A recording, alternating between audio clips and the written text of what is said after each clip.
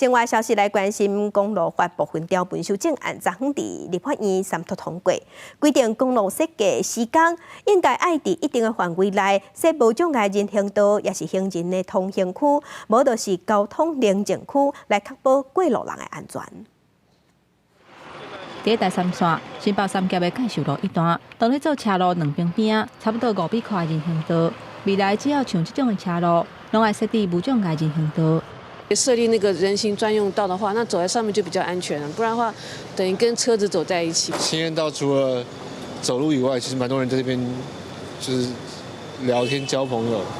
所以如果有更多徒步区，应该是蛮好的。除了钱的投入以外，人行环境的改善也放在法理面上，从源头来，希望中央跟地方都可以一起讨论这个人行空间的改善。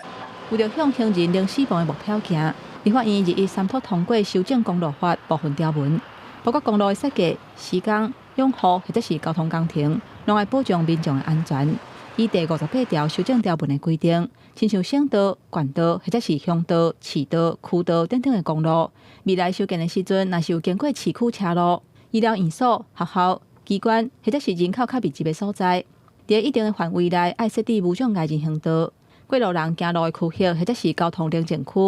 毋过，这优先行人的设施。 嘛爱由中央甲地方政府共同监督检核，因为各县市的路况无共款，恐惊无法度全部拢下用。他们假设还是照20-30年前台湾所谓的大公路主义去做这些设计的话，我觉得其实可能会有一些不是理想的状况。好，所以就希望有一些他们在做一些设计的时候，有一些民间团体可以导入。如果是在我们的一般的社区里面，它可能要做交通宁静区。 会更恰当。我建议把它更明确一点，让我们在选择上面呢，是以当地区域的真正的需求来做。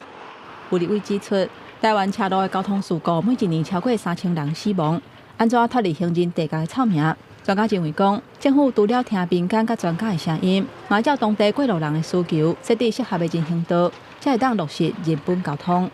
记者综合报道。